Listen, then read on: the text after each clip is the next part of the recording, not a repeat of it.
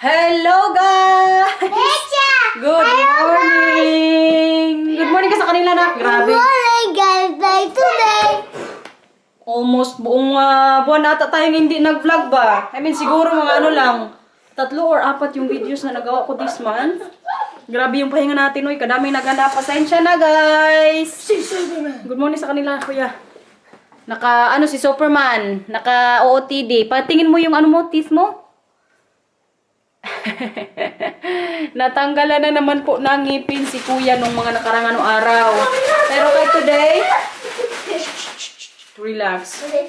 Magba-vlog po tayo kapag natapos ngayong araw. Saturday po ngayon, may trabaho na naman ng inyong kawaray. Pero kay mag-vlog na tayo. Kay karami na pong nagme-message sa akin sa Instagram. Naghahanap na umusta. Huwag kayong mag-alala guys, okay lang po kami dito. Sadyang hindi lang po talaga muna ako nag-vlog, pahinga din. Today po ang ganap namin, ako magtrabaho. Si Matthew, invited po sa birthday ng anak ni M, yung kaibigan po namin ni Inday na Thailander or Thai. Kaklase po ni Matthew yung anak ni M. So na-invite siya nung mga nakarang linggo. Today po yung celebration. So, iatid yan po si Kuya mamaya doon sa location. Si Mila naman, sila yung magsama mamaya dito ni Marta sa bahay. Nung mga nakaraang linggo, alam nyo ba, 2 Sunday at akong nagtrabaho, kaya wala po talagang chance din na makapag-vlog. Sabi ko, Marcel, pahinga din muna pag may time, uy. Makapagod din kasi minsan, uy. Kung vlogger po kayo, or nag-content kayo ng mga videos, makapagod din. Lalong-lalo na sa YouTube. Kaya kailangan medyo mahabang mahabang videos. I mean, may choice ka man, pero kung sa akin, gusto ko yung more than 20 minutes. Pwede din po kasi naman 15 minutes lang or 10 minutes. Pero kaya baka mabitin din kayo. Kaya sa Facebook kasi ngayon, yung Reels, mga seconds lang, mabilis na makagawa. Pero kung YouTuber ka na vlogger, That's you as a YouTuber. opo, makapagod po. Tapos ako rin pa minsan na YouTube. Kaya minsan, tamarin din. Pero kaya ang ating eyebags, update. Okay pa naman siya guys. Medyo madadagdagan pa to bago tayo umuwi sa Pilipinas. Sa speaking of Pilipinas, may may trinowback akong videos. Kadami din nag-comment doon ba. Na na-clickbait ko daw sila. Akala nila nasa Pilipinas na ako. Wala pa po. June pa po yung uwi ko doon. Kay June pa yung fiesta sa namin, probinsya. Nasa pa tayo guys, Netherlands. Ano lang yun, pa-throwback. Kaya wala ka tayong mga video. So sabi ko ko sa inyo mag-recap ng natin. Previous na uwi nung nakauwi ako 2 years ago. Kaya nga na-clickbait din.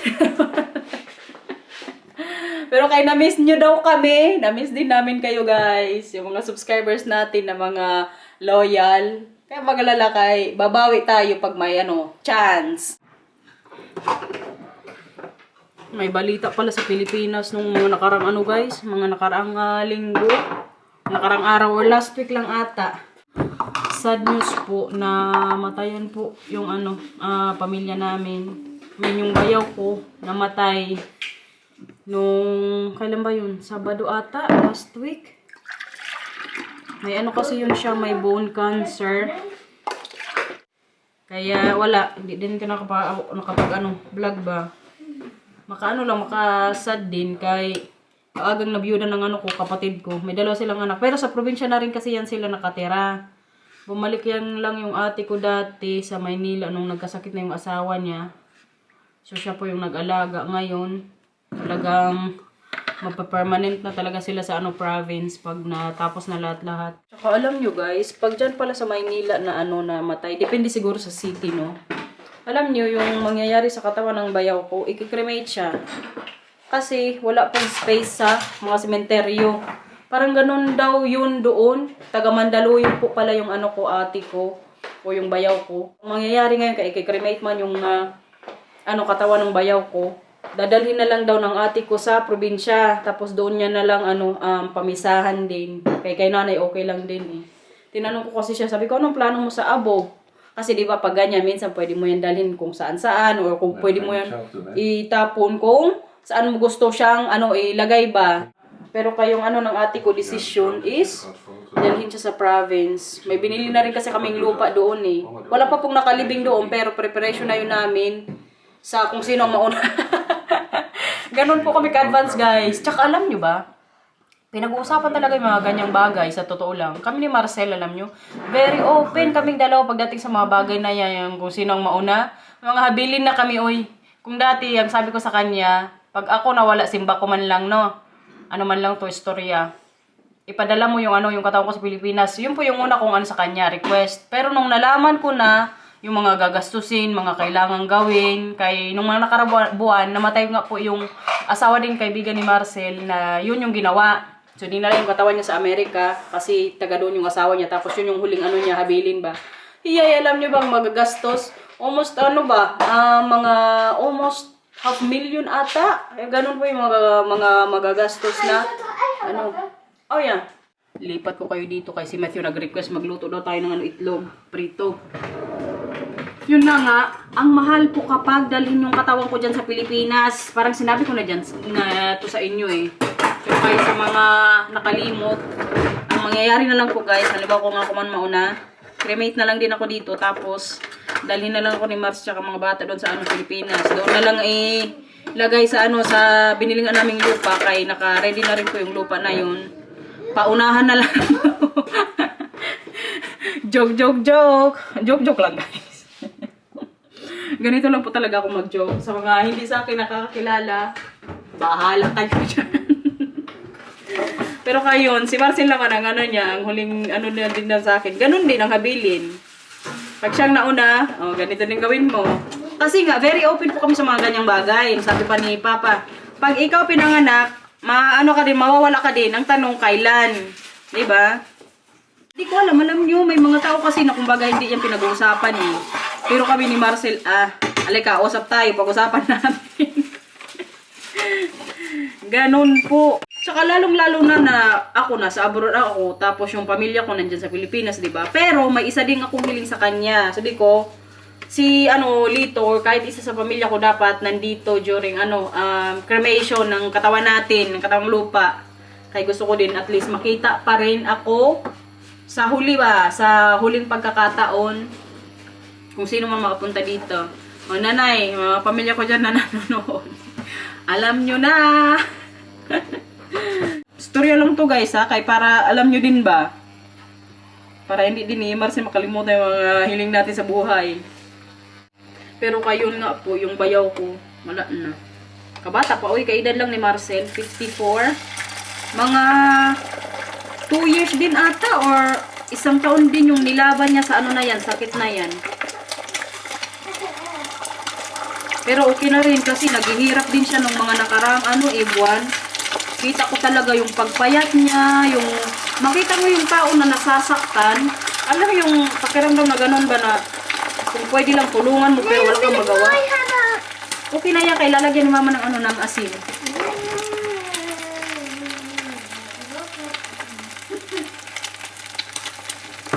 Nag-request lang aking kuya, hindi ka daw sirain yung dilaw. Pero kay ganyan talagang buhay mo, weather lang.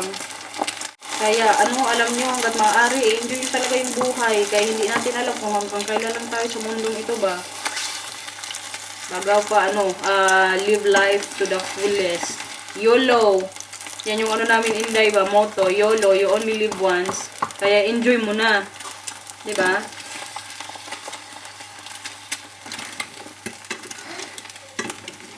Munti ko pagod ko kanina makalimutan magluto ng itlog. Buti na lang ni-remind niya ako. Kasi alam niyo kahapon, may pasok siya sa school.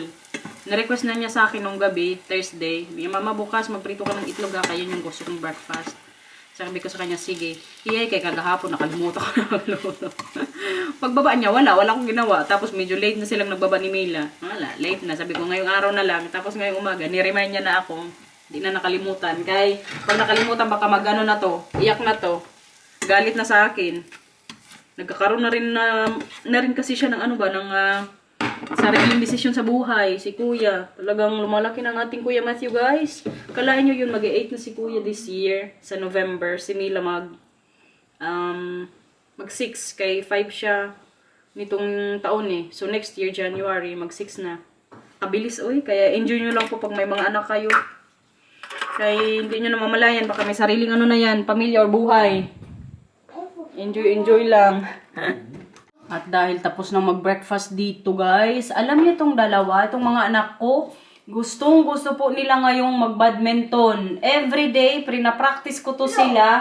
Kasi, medyo gumagaling na rin guys. Gusto ko rin po kasi na ma-adapt din nila. I mean, ma-enjoy nila yung badminton. Kaya yun po yung gusto ko ding sports. Tsaka yan yung nilalaro ko nga every Tuesday tsaka Friday. Kaya very happy ako ngayon, alam nyo. Sagibig kanina ni Mila, Mama, tapos na tayo mag-almusal. Gusto ko mag-badminton. Oh, let's go. Na, pakita mo sa kanila na magaling ka mag-badminton. Kuya, bigay mo kuya. Si Matthew po yung ano namin, lineman. Tama, tayo. Opo, tayo. Paano warm up, Mila? Paano warm up? Pak! Let's go. 8, 2, 3, 4, 5, 6, Good job. Opo, sige. Atras. Oh, hola, pagaling. Isa pa. Paano? Paano ang paa? Paano ang paa? Oh. May mga warm-ups din po kasi ako sa kanilang pinapagawa bago mag-ano laro. Huwag magtapon. Ayaw ko lang ganyan. Tama. Isa pa. Go.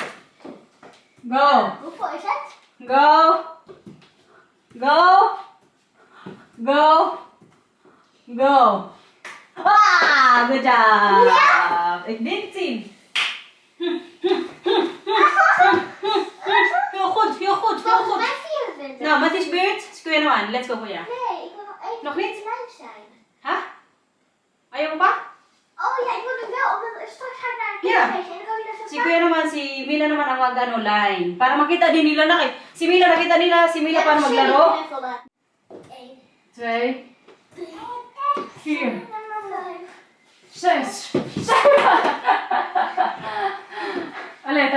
Ulit. Kung ano-ano pinagagawa ng mga batang to sa akin dito, guys. Samantala kay, nasa ano pa tayo bahay. Kanina, di ba, nagbadminton kami.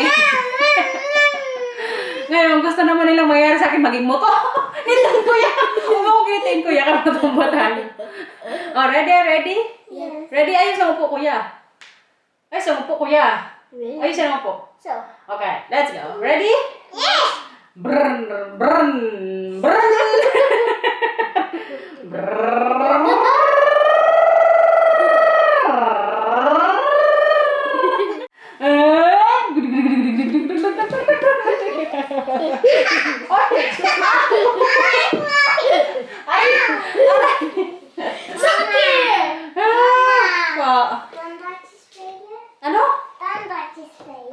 Ano na naman yung gusto mong gawin sa akin? Oh, may dentista naman dito, guys. Brrrn. Kiss mo lang si mama. Diba? Kiss mo na si mama. Ay, huwag ko ipasok sa teeth ko. Grabe talaga ang energy nitong dalawa ngayon dito. Uy, napagod na ako sila kay wala pagod. Ay, uy, sino naglinis dyan? Naayos na dito ah. Sino? Papa. Ay, naayos ni Papa. Na-arrange pala dito ni Marcel. Nay, tama na kuya. Bisan ko yung mamay si Matthew kaya ito po yung suotin niya mamay pagpunta sa ano party. Ano yan? Mama, hier. Kibbelgevecht. Mag-puzzle na lang tayo. Nee, kussengevecht. Nay, that work me. Kibbelgevecht. Mag-puzzle na lang. Motortje. Gusto niyo motor? Yeah. Yeah? Diyos ko. Hoplag na naman tayo ngayon dito. Dito na kayo maglaro. Motor. Bakit gustong-gusto nyo lagi makalaro si Mama? Omdat jij zo lief bent. En papa is ook heel lief. Oh, at lief. Ano siya? Akala ko magmumotor. Yes. Yeah? Okay, sige. Ano na dyan? Mag-ready na. Ano? Ja, motor. What? Yung motor? Yung motor? Kuya, wag dyan. Kuya. motor. Iri, wow. Ay, wag sa tenga ha. Yeah. Kafarlak yan. Wag sa tenga. Tsura. Parang every vlog natin ito lagi usot mo ah. Kapagod makipaglaro sa mga bata. Uy. Magsalang ko ng lamangin dito kay si Matthew kanina.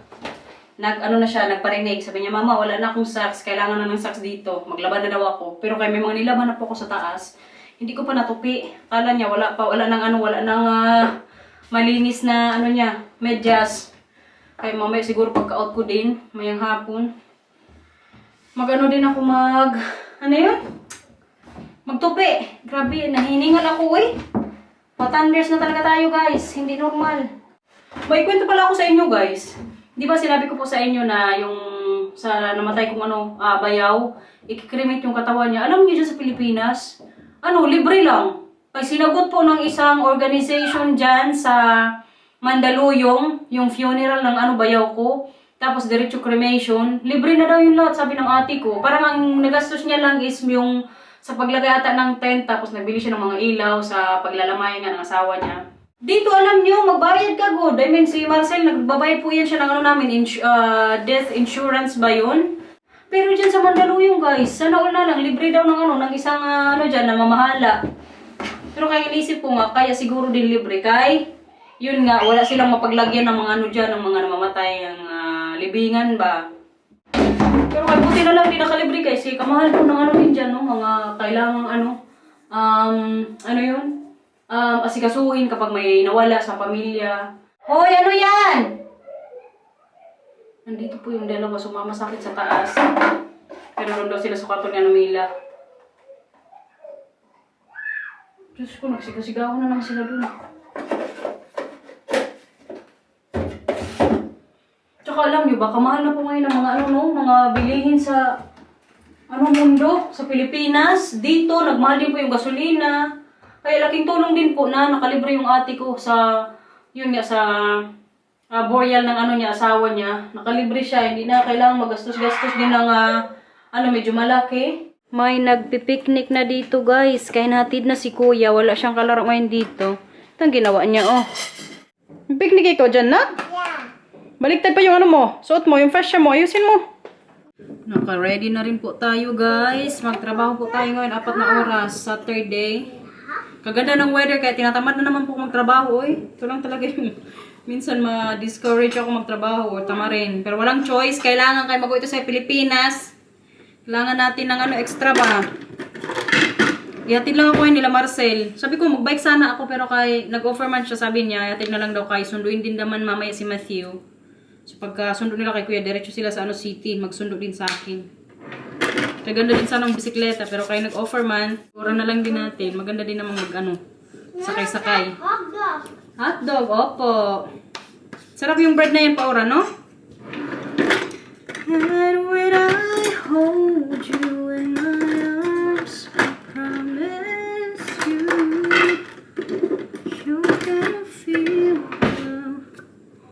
ang ating guys, natural lang na na pang sa labi kay allergy nga tayo sa ibang lipstick. Lang to siya, parang lip gloss ba? Ito Cherry Shine yung niya, flavor. Feeling ko nga baka busy yan ngayon sa store kasi alam nyo, ngayong Sabado end na ng month. Tapos April 1, makukuha po ng mga bata or may marireceive yung mga bata dito. Katulad ni Matthew at Camila, may marireceive po yan silang pera from government na nare-receive nila quarterly. So sa April 1 yun, kaya ang ginagawa ng mga magulang, alam nyo, nag-advance po yan sila mamili ng mga damit ng mga bata o ng mga anak nila. Kaya ang iniisip ko ngayon, busy mamay dun sa store. Talk babe, they will receive the Kinderbeißlach April 1.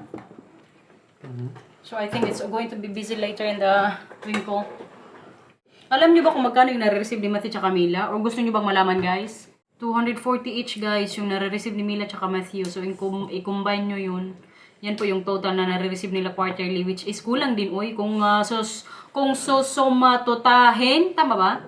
Kung ito total po yung mga nagagastos din namin sa mga bata quarterly, kulang na kulang. Pero mas okay na rin to na may nare-receive po sila kaysa sa wala.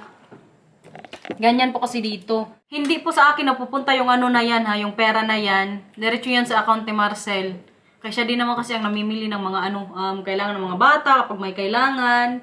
Diyan sa Pilipinas guys, may nare-receive ba yung ibang mga bata dyan? Mag-comment nga kayo sa baba. Feeling ko wala or depende siguro kapag disabled, no? Mag-comment nga kayo kung may mga ganyan sa Pilipinas. Babe, what if the child is disabled or like twins? Did they also get same money as Mila and Matthew? Like a No. normal child? No, if you have a disabled child, you get a lot of support. Like, Well, for adjustments in the house or Really? assistance in how to deal with the child or special schools and so it's also supported by the government. Ganyan dito, guys. Okay, okay na rin, oy. Importante mga bata is normal. Sa Pilipinas, ang alam ko, pag mga PWD, may nare-receive din. Hindi ko lang din yan sure, guys. Or baka may nare-receive na discount. Hindi ba masyadong maputi yung natin mukha? Alam nyo ba? Hindi pa po ako naliligo. Kaya nung mga nakarang araw, hindi ko pa narakwento sa inyo, nag-keratin na naman po ako. Tsaka yes po, nagpa-short hair na naman po tayo. Kaya yung buhok ko po ngayon medyo oily. Kaya pang na to ngayong araw?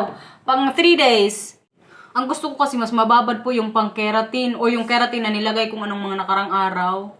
Mas gusto ko kasi short hair, guys. Lalong-lalo na magsa-summer dito. At saka po ito po tayo sa Pilipinas. Ano sa tingin nyo? Maganda bang book natin? Comment down below. Pero gustong-gusto ko siya, guys. Mila, gustong-gusto mo yung book ni Mama? Ha? Gusto mo yung hair ni Mama? Gupitan din kita, nak. Nay? No, chef. What is that? lucky moment from AliExpress. You can click on it. No.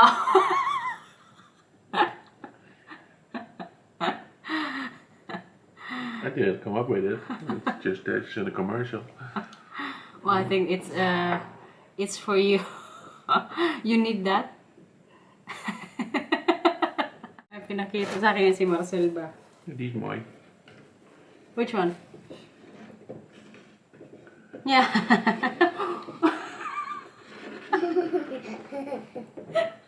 Nakita mo? Yes. Ano yun?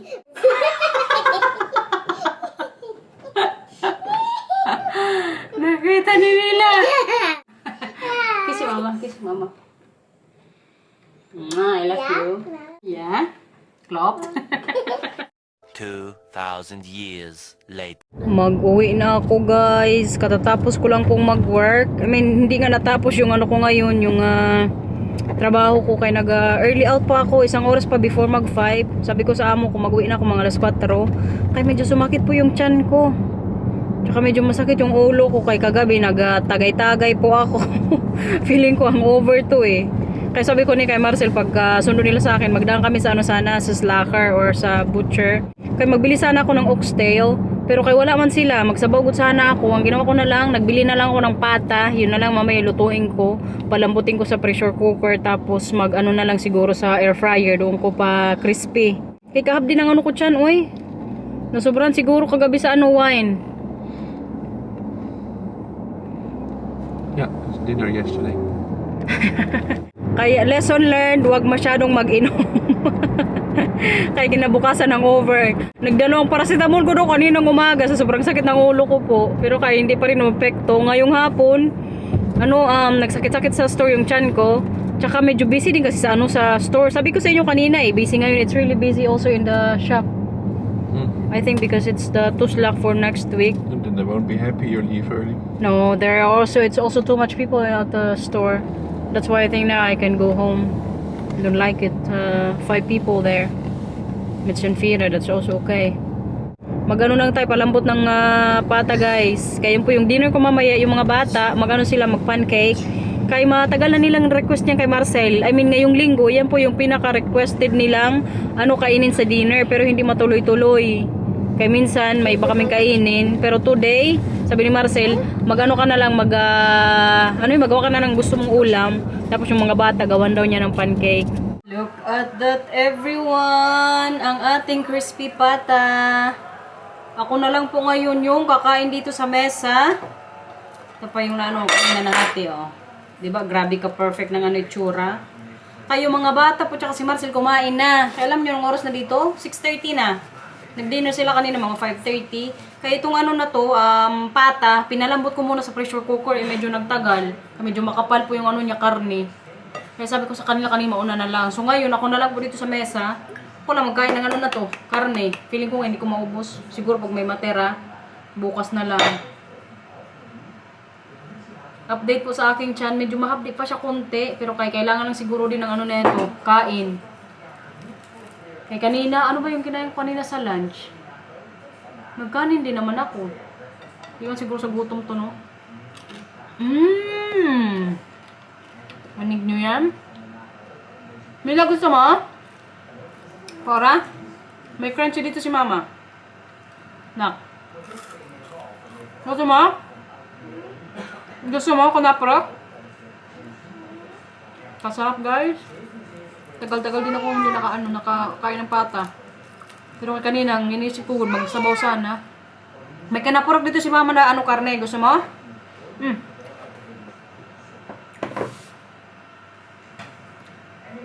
Mahilig dito si Mila sa crunchy. Naka?